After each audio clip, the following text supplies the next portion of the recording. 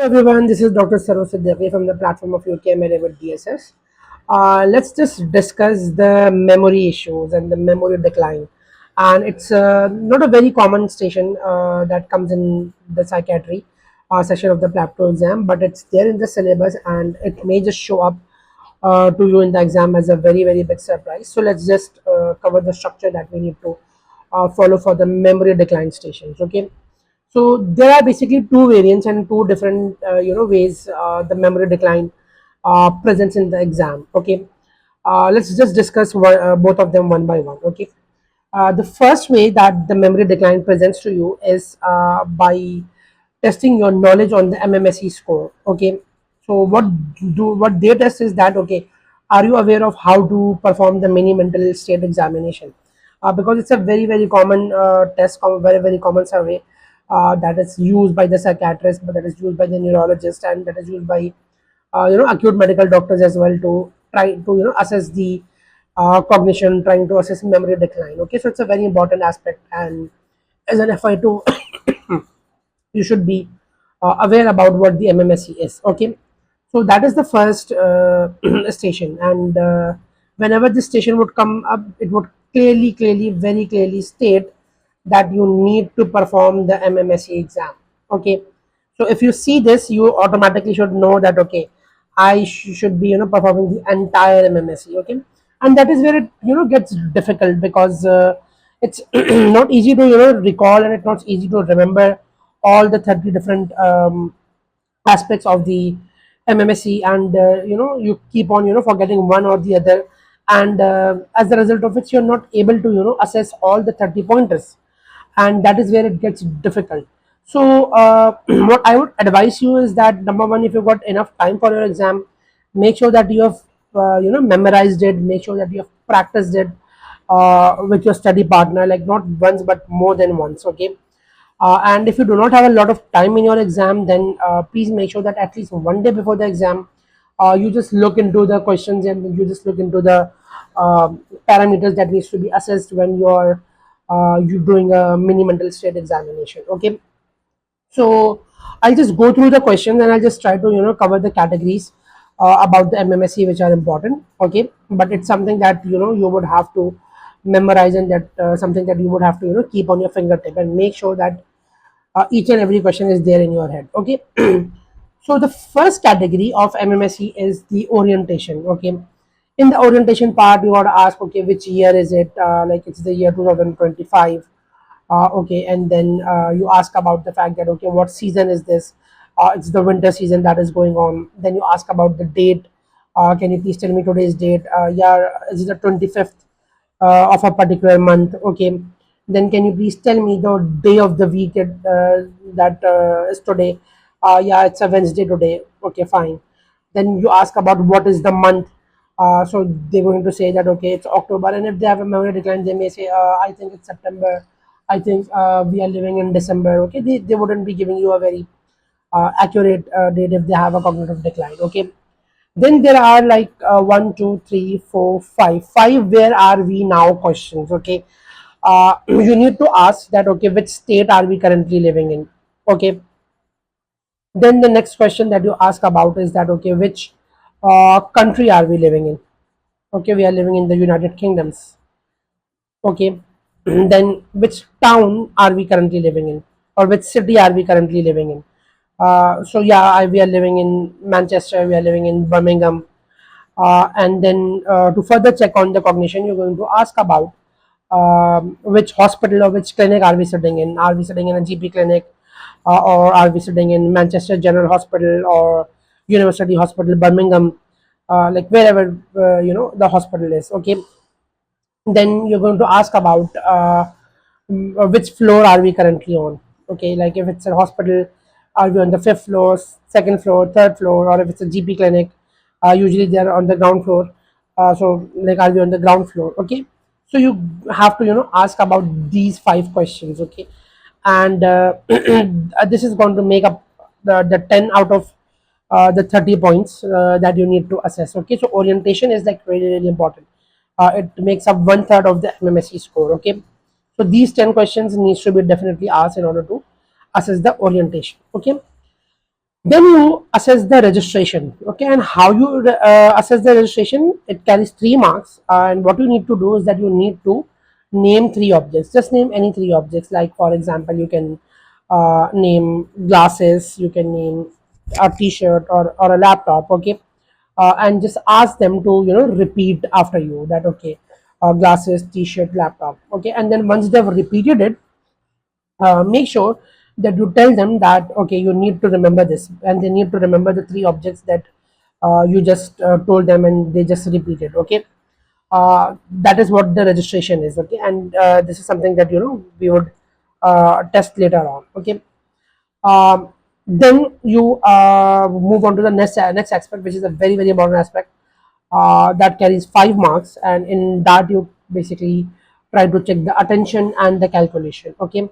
And how you do that, you just ask them to keep on subtracting a particular number from 100. Like let's suppose if you chosen the number 4, so just keep on asking them to keep on subtract the number 4 from the number 100. Like for example, if they are at 100 right now, then 96, 92, 88, 84, 80, 76, 72, 68, okay.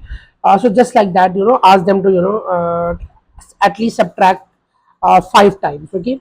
Or you can ask them to spell a particular word backward.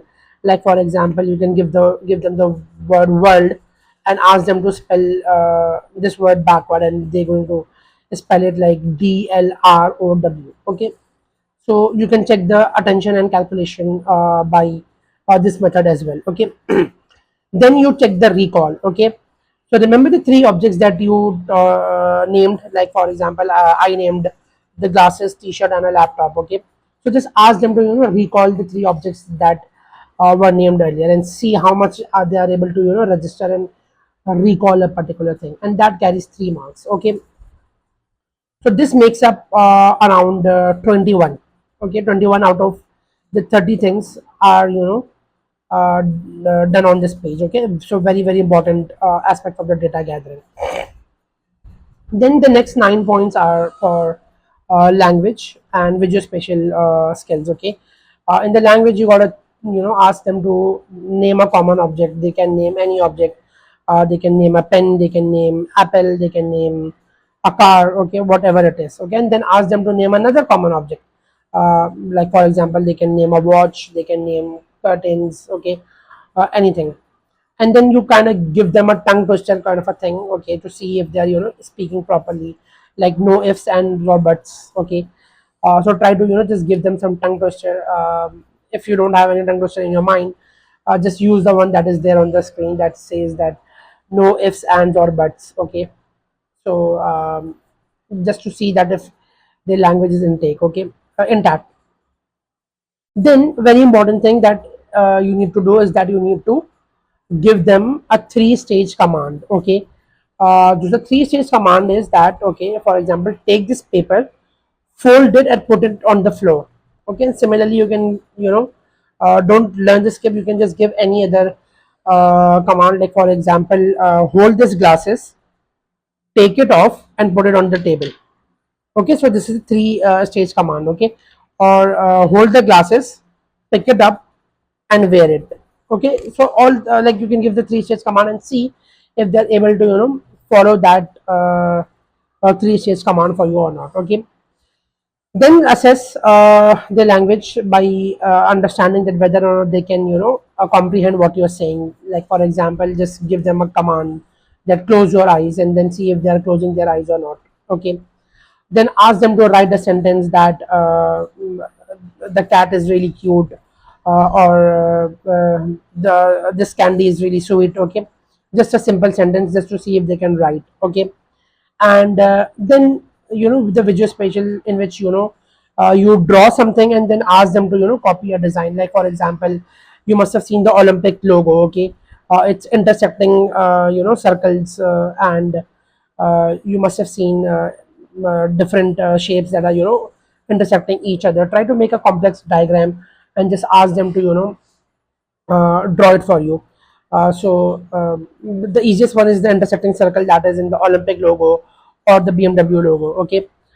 So just give them that design, and ask them to follow it. Okay. So in the exam, when you're asking all of these questions and when you're trying to assess all of these parameters, there would be a pencil and a paper that would be mentioned, that would be placed on the table. Okay, on which you can write down the scores, and you can help them write down these sentences. Okay, or you can draw on these intersecting pentagons and intersecting circles to ask them to repeat and copy a design.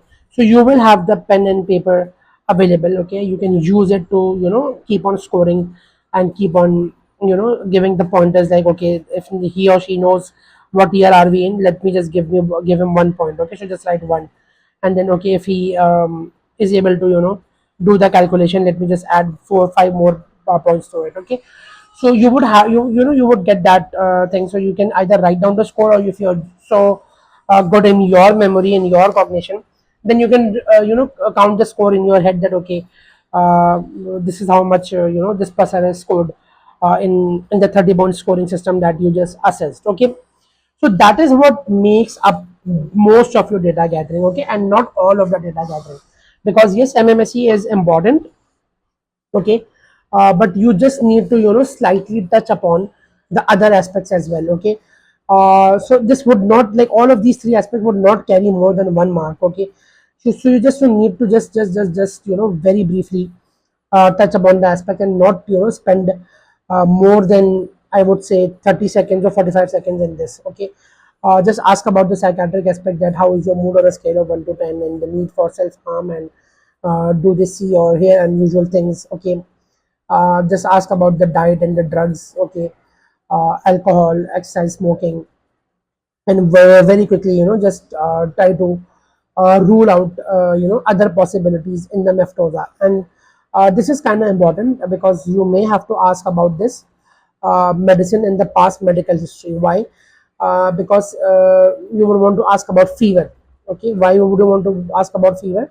Because if somebody is having fever, and somebody is having an infectious pathology secondary to a urinary tract infection, or a lower respiratory tract infection, then there is a very strong possibility that an elderly patient may not have dementia, but they may just be experiencing something called a delirium. Okay, so amongst all of these aspects, yes, the psychiatric aspect is important. Okay, the DESA part may not be very important, but in the meftosa part, you may want to ask about the past medical history. Okay, not even the medicine, but the past medical history, because you are trying to rule out the possibility of a delirium that may be secondary to any infection. Okay, so just ask about fever, or any recent urinary tract infection, or any recent chest infection or stomach infection that they might be going through. Okay, and then since usually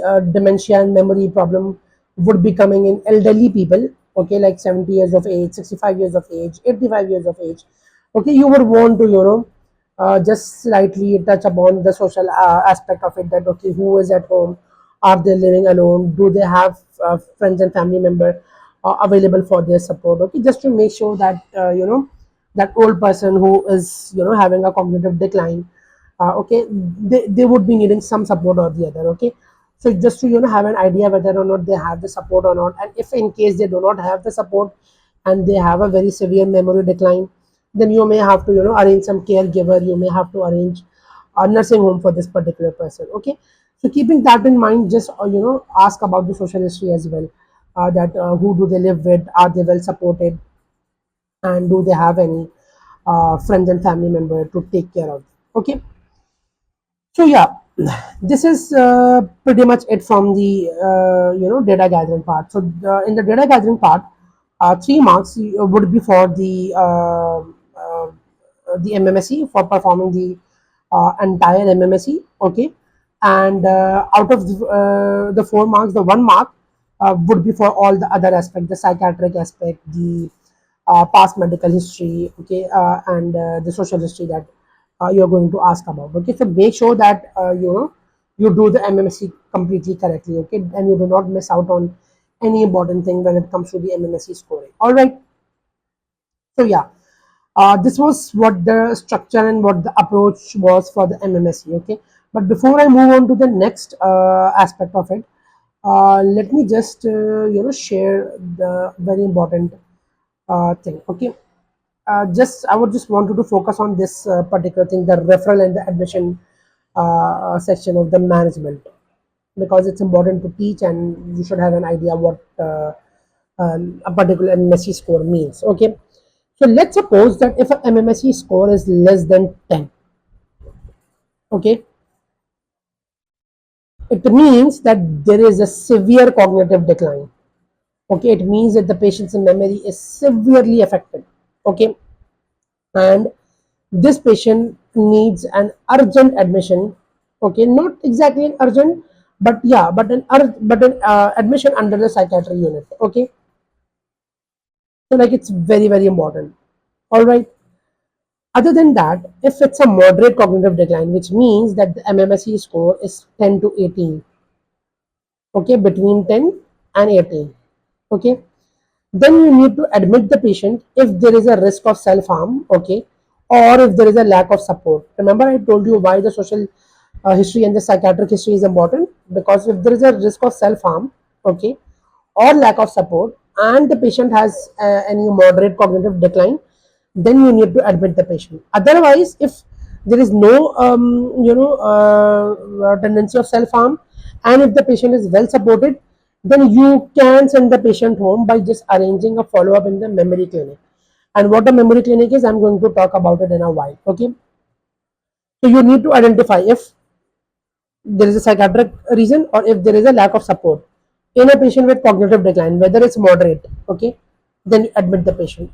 If not, then just arrange a regular follow up for the patient. Okay, mild cognitive decline is considered to be having an MMSE score of 19 to 24. Okay, if the patient is having a score of 19 to 24, like then that means that the patient, yes, has a cognitive decline, but it's not that severe. Okay, so you just plan a follow up in the memory clinic. Okay, and it's unlikely that a patient with a mild cognitive decline will have a risk of self harm.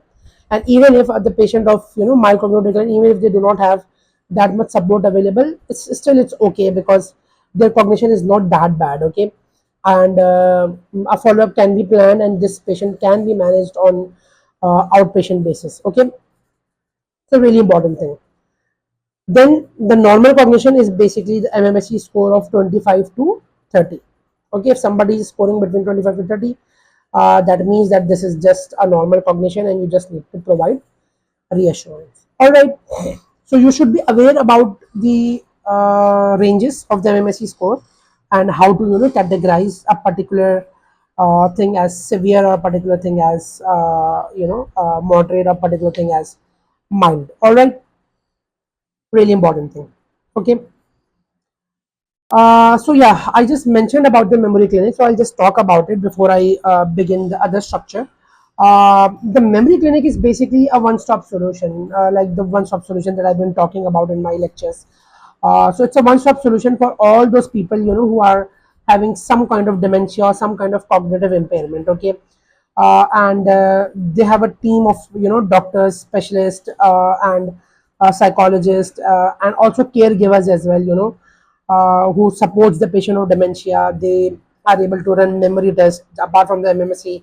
They run more memory tests. Okay, then over there they can get the brain scans done, MRI, and do the medical reviews. Specifically, the most common cause of dementia, Alzheimer's patient are like treated over there. They're given the relevant medications that Alzheimer patient may need. Okay, treatment plans are given to them. They also counsel them and provide them support, and refer them to support services, and try to help them with coping strategies, like for example, teach them strategies to write things down, maintain a diary, uh, take pictures, print them, keep them in front of your eyes, stick them.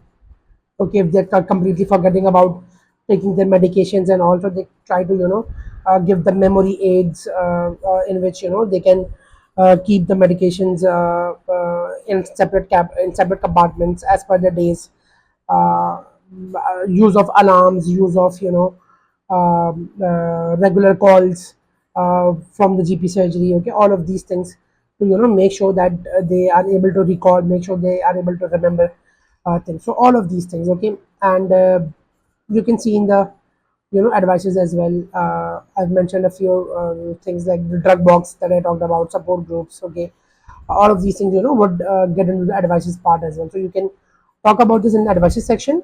Okay, or you can talk about it once you're explaining what a memory clinic is. Okay, so it's a one-stop solution for all the dementia patients. So the referral needs to be there in the memory clinic. Okay, always remember the memory clinic. Yeah, otherwise follow up with the memory clinic. Okay, this is what the memory clinic is. Okay, so that's pretty much it for the basics. Now let's just move on to the other variant of the memory decline case. Okay, that you need to have in your mind. There would be a case in which you would have a very similar presentation, 70-year-old man, an aged person, and he may or may not be having some memory issues. Okay, but in the task it would just say that assess patient's cognition. Okay, the task will not instruct you to perform the MMSE score. Okay, like the one it instructed to you in this particular case. Okay, so if it just states that okay, you just need to assess the cognition. Okay, then you are not supposed to start doing the MMSE, because that is going to take a lot of time. Okay, and you would get off track, and that is not what is expected of you. Okay, so unnecessarily you don't want to put yourself in a difficult situation, in a difficult task like the MMSE. Okay, so what you're going to do instead, you're going to ask a couple of questions just to explore the memory. Okay, and what are those couple of questions? I'm just going to write it down for you, and I'm just going to discuss them with you, so that you know that what are the questions that you need to ask when you just have to assess the cognition. Okay, like for example, do you often forget dates? Okay, many people with cognitive decline, they forget the dates. Okay, do you forget the way to your house?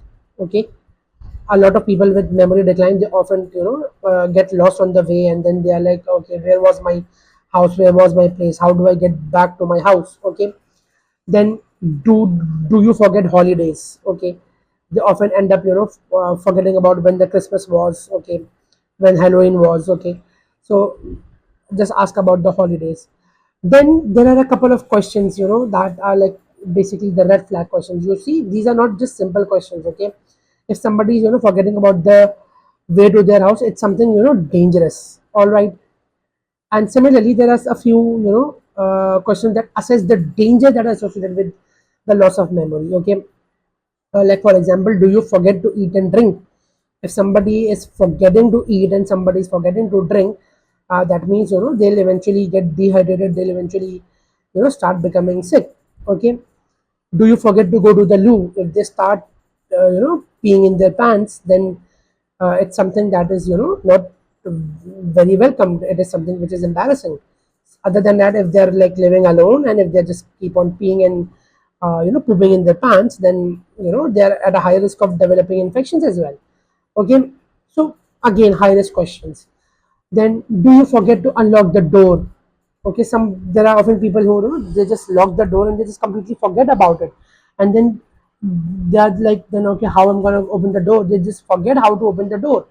Okay, and that can be dangerous. Somebody with lack of cognition, locked up in a room. Okay, so again, a high risk question. Okay, then do you often forget to turn off the cooking knob? Okay, like if somebody is cooking and if somebody is put something on the flame and they forget that okay, they need to close it as well, they have put their lives in danger and they are at a risk of burning their house as well.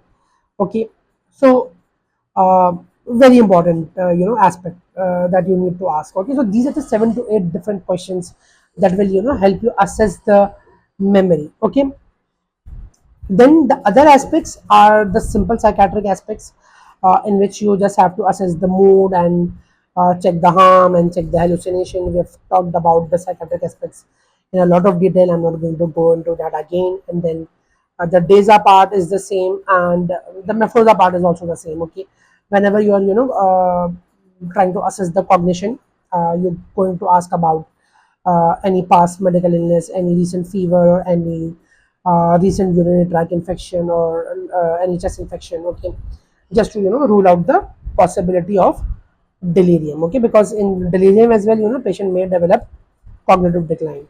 And similarly in DESA, you may just want to ask about alcohol or other drug history, just to make sure that okay, the lack of cognition is not because of the influence of a drug, or not because of not because of being under the influence of alcohol. Okay, so just those couple of questions from these aspects. If you do not ask about exercise, fine.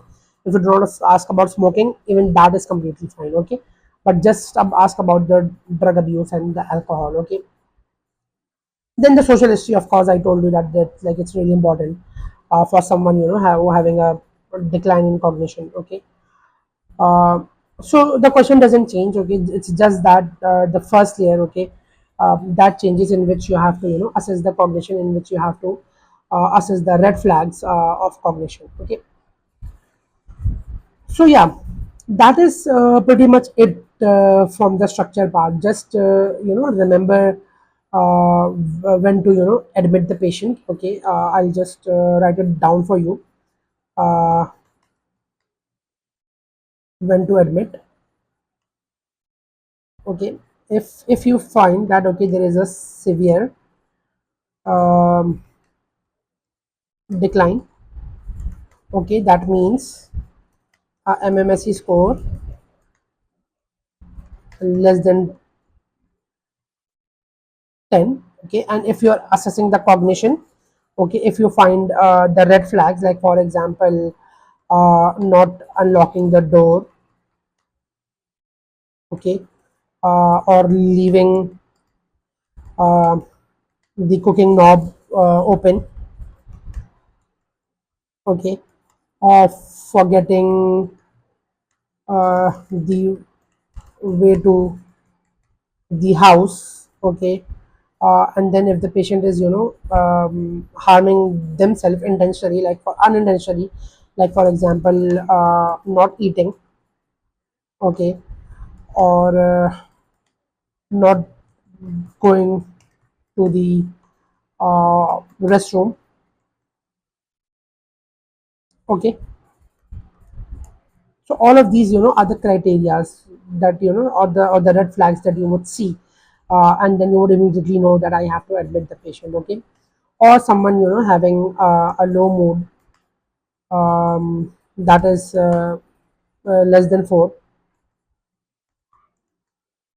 Okay, or if somebody is harming themselves, okay, or a risk of suicide or suicidal tendencies are there. Okay, or if they are having any hallucinations. Okay, so the psychiatric aspect. Okay, so if these 4 things are like there, okay, then you make sure that you offer the admission immediately. Okay, and as I mentioned earlier on, if it's a moderate decline, which means MMSE score of 18 to 10 to 18. Okay, then you got to see if the patient is supported enough. Okay, if the patient has got enough support. Okay, or sorry, basically the lack of support. Okay,